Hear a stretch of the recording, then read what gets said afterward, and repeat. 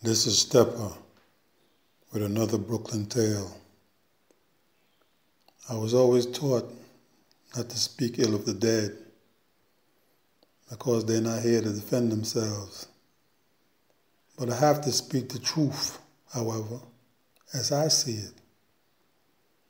The real 50 Cent was a bad-minded little grimy flip artist. People claim he was getting money in the street, sticking up. But if he was getting so much money, why was he robbing Vicks on the island for sneakers and sweatsuits and food? Some real crackhead shit. The little dude had heart, but he also had a Napoleon complex. He had little soldiers running around doing a little dirty work whenever he needed something from you. He sent them forward to test you, to see what you was made of.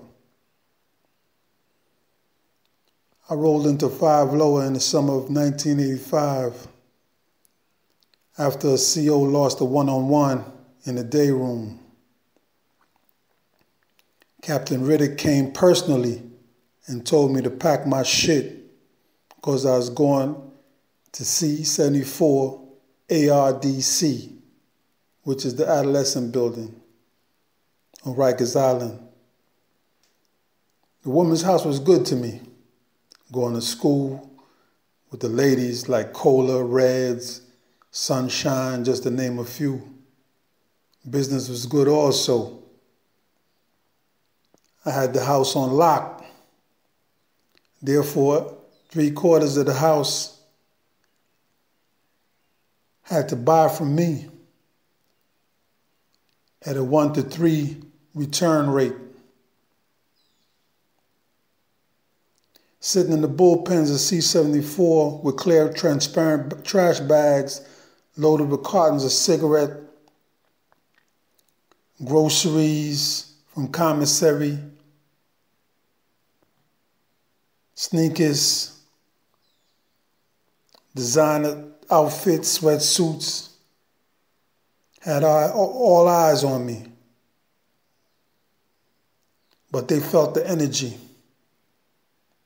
I had box cutters and rug cutters ready to make examples out of whoever crossed the line, whoever they may be. A violation was a violation. It had to be paid. It had to be paid with blood. To be taken seriously. To let that slide was to invite trouble. After my bing time was up, I was released into population. I ran into a lot of people I knew from the streets and from the woman's house.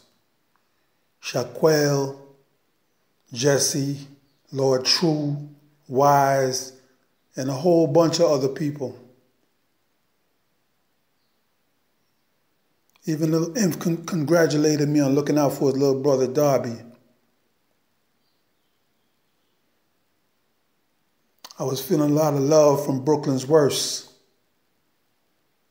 and others from Queens. I was dragging my property through the A&B gate when I first met 50 Cent and Diablo. Both was running the house. They had the house on lock. One ran the north side and the other run the south side. I locked on Diablo's side.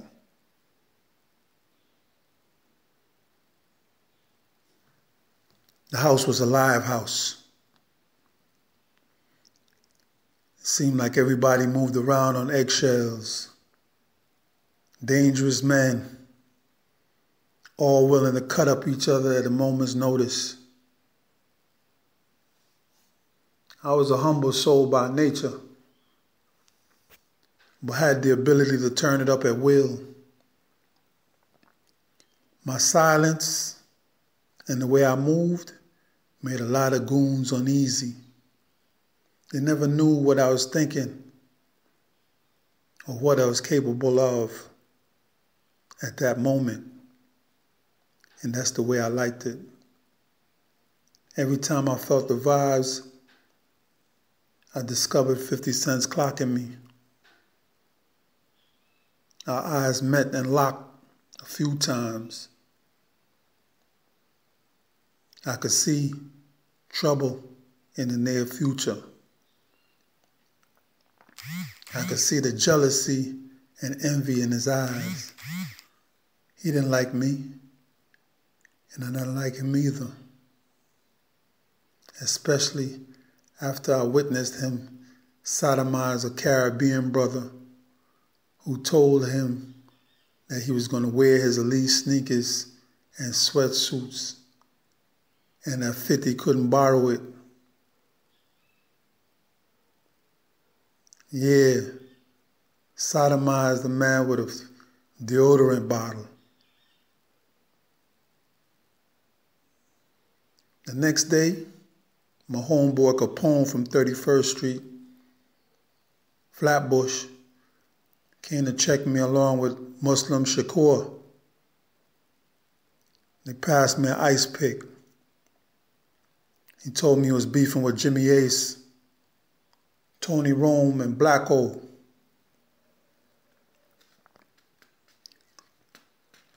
Capone pulled strings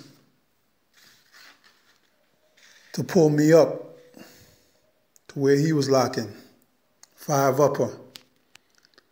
Later that night, he came to check me by my cell door, filling me in on the latest house politics. His problem was simple. He didn't have any real soldiers he could depend on that'd go back to back with him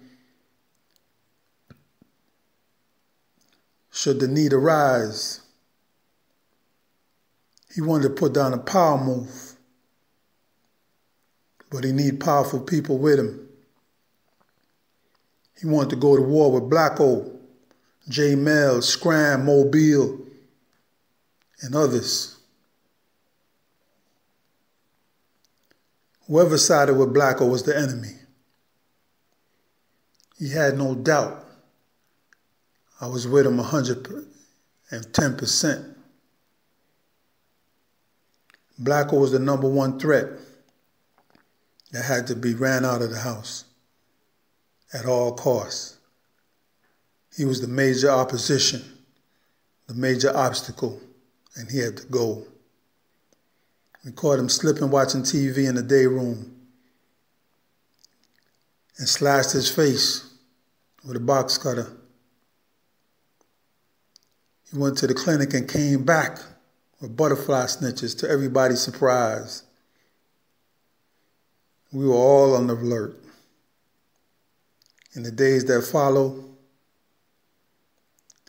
they blew a couple of our soldiers and we blew a few of theirs. Black O pulled 50 Cent upstairs. I knew that it was plotting hard. I saw the meetings in Black O's cells.